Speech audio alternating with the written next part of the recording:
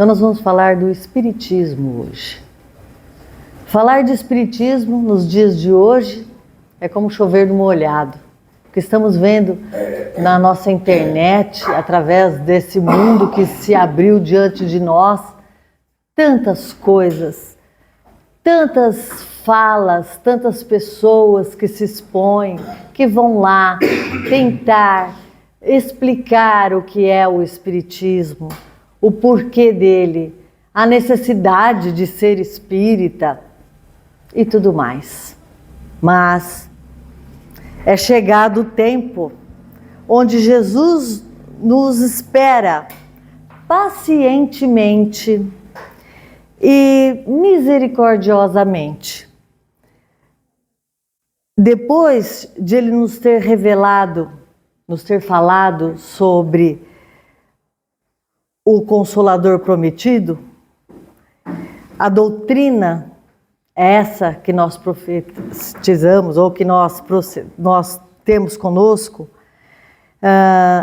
é uma doutrina da verdade. Ela já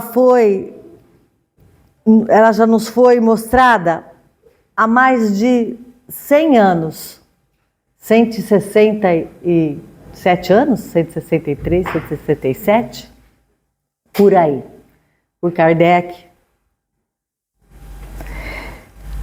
Ela traz para nós uma visão diferente daquilo que é o mundo. Ela faz com que nós renovemos a nossa vontade de ser, de estar e de viver. Porque ela é tão reveladora, ela é tão bonita e ampla e fala tanto de Jesus nas suas passagens, que há 2000 anos ainda não entendíamos. E agora, com toda essa tecnologia, com a ciência voltada ao espiritualismo, nós podemos comprovar a existência dos espíritos, esses nossos irmãos que andam conosco, que estão ao nosso redor, que estão ora encarnados, ora desencarnados, vivendo também as suas experiências renovadoras e transformando o ambiente em que vive. Mas vamos lá, não podemos deixar esperar, falamos do mundo, deste mundo que estamos vivendo, ficar esperando a nossa vontade, a nossa preparação para poder ajudar o mundo em que nós estamos. Nós temos um compromisso com o lugar em que nós estamos, com as pessoas em que vivemos, que convivemos, não importa se elas são boas ou más, é o nosso compromisso. Esse compromisso foi assumido ali, antes de nós estarmos aqui, antes de nós estarmos reencarnados novamente na carne. Então, o Jesus nos fala que o Pai deixou para nós uma lição bonita de perdoar e ajudar, e o maior ajuda o menor, e assim a gente vai conseguindo viver neste mundo um pouco melhor. Sabemos que agora nós passamos pela transição, é mais do que falado, é chover no molhado, como eu já disse, né? Transição planetária. O que está acontecendo com a gente aqui? Ela é dolorosa, não é? Não é isso que a gente vê? Muito dolorosa.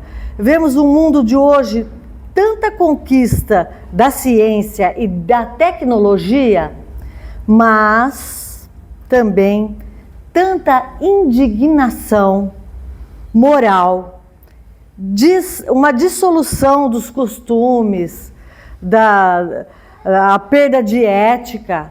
A moral nossa foi lá embaixo, porque hoje pode tudo é válido, tudo é bom, né? Tudo tem que ser.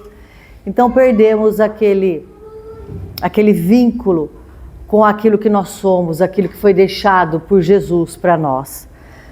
Mas para falar de espiritismo, nós temos que falar de Kardec, porque foi ele que já veio com essa missão também de mostrar ao mundo que existia algo maior do que aquilo que se profetizava, que se falava. Que existia algo que eram os espíritos, como eu disse, que estão sempre perto da gente, nos rodeando. E, por curiosidade, Hipólito Léon Denisard, o chamado Kardec, com o pseudônimo de Kardec, foi investigar. Ele era um professor da escola de Pestalozzi, ele falava várias línguas, não era qualquer um. Era uma pessoa muito bem estruturada, conhecida na sociedade como um ótimo professor, trabalhava numa escola conceituada, uma escola católica. Kardec, então, tinha um monte de deveres e conhecimento que ele trazia intrínseco, trazia dentro de si para ser revelado. E foi quando aconteceu na França as mesas girantes, o fenômeno, e ele foi visitar aquilo, foi saber do que se tratava aquilo, porque ele achou muito interessante. Como mesas elas falavam porque eles faziam pergunta, ela levantava, ela levitava, ela batia uma perna no chão para sim, duas para não, e assim por diante. Ela ia falando com o povo, como que existia aquilo. Então a gente sabe que atrás de toda uma ação há um princípio inteligente que faz acontecer aquela ação, porque senão não tem, não é? Isso é física, a gente aprende na escola. Então ele começou, o que está acontecendo que está toda hora aparecendo gente falando, era um burburinho tremendo na França naquela época, no século XIX. Então Kardec foi pesquisar isso, pegou o pessoal lá e falou, vamos ver como que isso funciona, né? E começou a perguntar para as mesas, falavam que existiam pessoas que ao colocar as mãos nas mesas, a mesa tinha situações ou tinha comportamento diferente. Então, ele foi descobrindo ao longo de sua pesquisa científica, porque na verdade era uma pesquisa científica, que aquilo tinha um princípio, e aquele princípio era um princípio inteligente, e aquele princípio era algo que já esteve aqui entre nós, porque faziam pergunta e eles respondiam, e respondia como se estivesse vivo. Então, como é que pode ser isso? Então, através de Kardec, de suas perguntas, do seu estudo sistemático, de suas pesquisas, ele sabia que tinha alguém do outro lado do mundo fazendo algo, ele levava lá a sua pergunta através de cartas, que não tinha internet como hoje, né? Tão rápido, né? Já pensou que sucesso que Kardec ia fazer se fosse agora, nessa época da nossa tecnologia avançada? Né? Ele mandava carta com perguntas iguais em diferentes lugares e as respostas eram sempre as mesmas, até que um dia ele perguntou, vocês são espíritos que já viveram entre nós? Eu posso trabalhar com vocês? É algo mais ou menos assim. E responderam para ele, estávamos esperando há muito tempo, então já estava planejado a sua vinda aqui na Terra para desvendar tudo isso e começar a trabalhar. Mas na época a igreja era muito severa, ela que mandava. Cristo era monopolizado pela igreja e eles não. Aquilo era algo novo que ia tirar os adeptos das casas, das igrejas, das casas de Deus, como eles diziam, né? Como eles dizem, né? Então, eles foram contra totalmente. E foi muito difícil para ele conseguir fazer essa doutrina ir adiante. Até quem assistiu o filme Kardec, tem um filme Kardec, que ele conta a história, que ele manda num navio para o Brasil, esconde no forro do telhado, porque a Inquisição estava de olhos arregalados, querendo ver quem que era, quem que estava fazendo heresias contra a igreja, e queimava tudo quanto era tipo de livro. E foi quando ele mandou aqui para o Brasil, e por isso essa nossa pátria é a pátria do evangelho, do amor, porque foi a terceira revelação, a revelação do Espiritismo. A partir de aí, então, aprendemos que não somos mais mortais, somos imortais. Nós temos um corpo carnal, mas o nosso espírito não morre. Ele vivencia muitas outras vidas e vai aprendendo e faz parte da lei de evolução. E nós vamos evoluindo conforme a nossa necessidade, a nossa compreensão e a nossa devoção, como disse o Varolo aqui no começo da nossa palestra. Se eu quero me curar, eu tenho que me esforçar para tal. Se eu quero progredir e quero aprender, eu tenho que estudar. Estudar Kardec. Porque ele deixou um compêndio enorme, muitos livros que estão nos revelando o que realmente estamos fazendo aqui e por que estamos e o que tem por trás de tudo isso. Ele revelou, ele levantou o pano, o véu da nossa realidade e nos mostrou além, uma dimensão diferente. Você já pensou no século XIX ainda? Você ouvir falar isso? Isso era uma heresia, não era? Que isso? Falar que nós temos espíritos, que nós já nascemos e renascemos outras vezes, mas não foi só ele que disse. Ao longo, aos milênios, nós vimos nos egípcios, os mesopotâmios, lá, mesmo aqui nas Américas, os incas, já se falava em reencarnação, ou reencarnar, tomar o corpo de carne novamente. Mas o nosso espírito, como que ia fazer isso? Como que ele ia entender? Como que eu ia reencarnar novamente? Se eu morri, eu vou reencarnar, e aí? Como vai ser meu corpo? Aí vem a dádiva divina, né?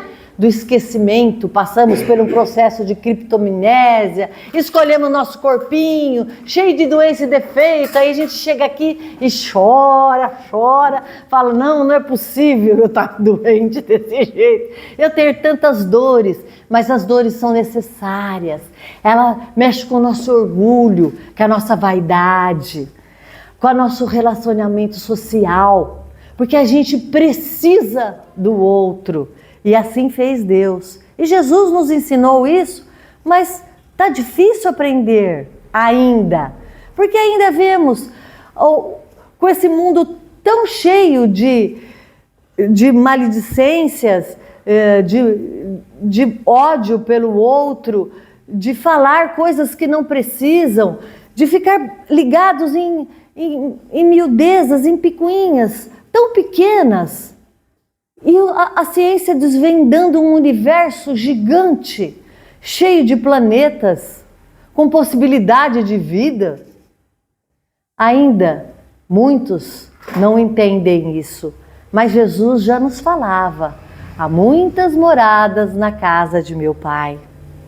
Então, nesse universo gigantesco que a gente não tem nem a ideia de proporção que ele tem, nós estamos imbuídos aqui, na nossa Via Láctea, quietinho ali, caindo, um planetinho, um sisteminha solar, caindo na Via Láctea ali, no cantinho ali, humildemente, e achamos que somos tantos, né? Somos mais de 8 bilhões de pessoas, é isso? Habitando a nossa órbita terrestre, vindo espíritos de outras casas, de outras moradas, aprender aqui conosco. E aqueles que não aprendem? O que falamos na transição? Vai tudo embora, vai passar um planeta aí e vai levar Quirion, e vai levar esses espíritos para eles aprenderem. Num outro lugar, numa terra primitiva, a se educarem. Lá eles vão ver o que é dor, né? Nós já passamos da fase de dores e ranger de dentes, não foi isso? Nós tivemos essa transição no nosso planeta também. Agora nós estamos nas provas e expiação. E futuramente, quando nós despertarmos para nós mesmos, Nós não devemos conta a Deus nem a Jesus. Nós devemos a nós mesmos. Porque nós somos responsáveis por aquilo que fazemos. Foi isso que Kardec nos disse em todas as suas obras. Somos responsáveis pelas coisas que fazemos, que aprendemos, que queremos ensinar. Nós somos responsáveis até pelas pessoas que cativamos ao nosso redor. Se nós espalharmos o mal, aquela energia ruim, mal, sabe? Aquela que chega perto da pessoa e você não se sente bem, é nós que fazemos isso com a nossa energia, com a nossa vontade, com o que nós queremos ter. O Espiritismo nos explica tudo isso. Nos dá o remédio da cura, nos explica por que Jesus curava, como ele curava, como eu tenho que ter a cura, por que eu tenho que me curar. Eu tenho que curar o meu corpo, que me serve de instrumento, que serve como um bendito vaso onde é colocado aquilo que eu mesmo quis colocar, as flores que eu quis colocar. Que flores eu quis colocar em meu vaso? São pragas, ervas daninhas? Ou são orquídeas, rosas perfumadas? Então tudo isso a gente aprende do Espiritismo, buscando o nosso eu, mudando o nosso ser, a nossa maneira de ser e estar. E tudo ao nosso redor, como eu já disse. Então, a nossa filosofia de vida espírita é melhorarmos. Mas também aprendemos que o Espiritismo é embasado em 3 pilares essenciais para a nossa vida. Filosofia, mudança de vida, de olhar ao nosso redor, aquilo que somos, aquilo que temos, aquilo que queremos ser, olhar com um olhar de bondade, de coisas boas, não procurar as coisas ruins dos outros. A ciência que nos mostra os fenômenos, por que acontecia aquilo com as mesas girantes lá atrás, no século XIX, por que acontece a cura. Como acontece a cura através de um salto quântico? A ciência já está mostrando isso. Kardec começou ali. Só que a doutrina não parou ali. Ela vai. Veio com Chico através de seus livros, contando histórias, contando maneiras, através do passado, há 2000 anos, depois 50 anos atrás, como esses espíritos reencarnavam, qual era o objetivo de cada um, o que cada um queria. E continuará assim, porque devemos mudar a nossa mentalidade, entender Jesus através de Kardec, através do Espiritismo, das suas lições, que traz para nós a razão. Então esse é o 3º pilar do Espiritismo. Filosofia, ciência e religião. Os pilares sólidos, porque tudo isso é embasado em uma coisa só, na razão. E eu falo sempre, e não vou cansar de falar, quando a gente abre o Evangelho segundo o Espiritismo, tem uma frase: a verdadeira fé inabalável é aquela que encara a razão face a face em qualquer época da humanidade. Quer mais que isso? Você está lá falando. Ele já nos disse isso, que tem que ter razão para existir. A coisa não é porque é. É porque. Então eu vou contar uma historinha do Rossando Klinger. Ainda tem tempo, viu, Varô? Não preocupa não. Que ele falava assim, que ele era evangélico. E que ele ia no culto evangélico e ele fazia muitas perguntas. E quando ele chegava, o pastor falava: ai, lá vem aquele menino fazer pergunta, né? Porque havia perguntas que ele não sabia responder. E aí ele fazia as perguntas de estar novamente. Era coisa que ele já trazia no seu íntimo, no seu HD espiritual, lá gravado no seu espírito, quando ele voltou aqui para a Terra. E aí o pastor falava para ele assim: ah, menino, isso aqui é assim porque Deus quis e acabou, e não adianta você ficar me perguntando. Pronto, já encerrava a conversa e ele não se satisfazia. como muitos de nós, não nos satisfazemos com coisas que são dogmáticas. É isso. Aqui, se eu não puser esse copo aqui, não é certo. Ele não vai servir. Tem que pôr aqui, tá? Ai, se eu andar, se eu fizer uma curva quando eu virar... Não, não é nada disso. Nós temos que descobrir em nós aquilo que nós queremos para nós. E o Espiritismo nos mostra isso, com as lições de Kardec, com os livros de Chico. Ele vai nos mostrando o nosso bem viver. O que nós queremos, como nós queremos viver, qual a necessidade que temos. Nós temos a necessidade de estar brigando com o nosso vizinho?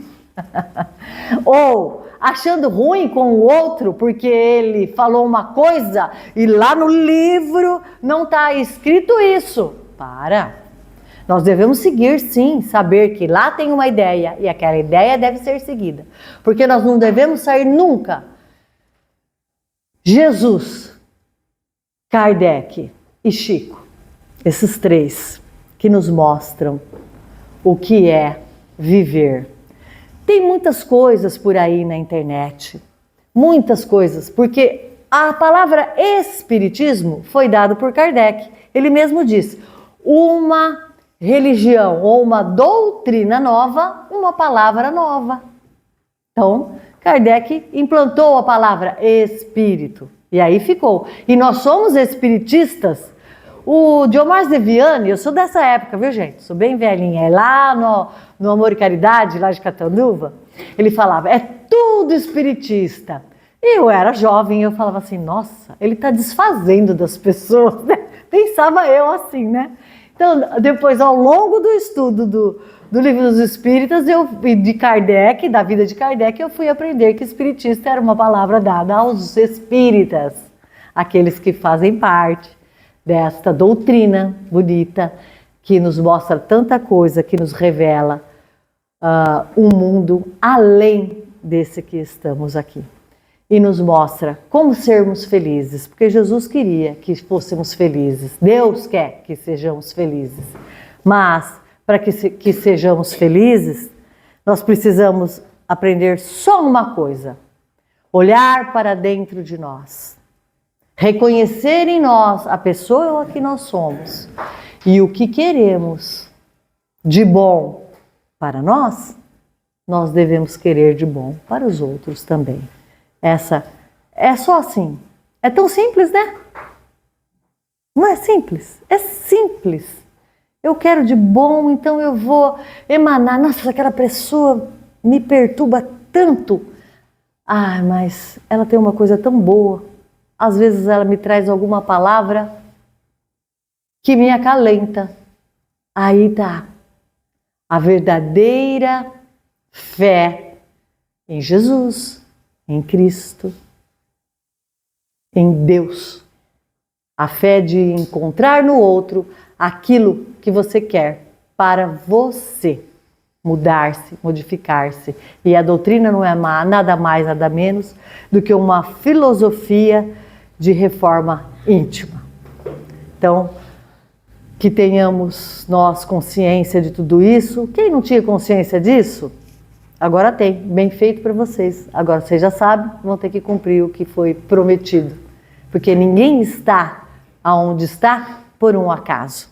Está porque precisa estar. Está porque é necessário se burilar, se melhorar e aperfeiçoar. Que assim seja.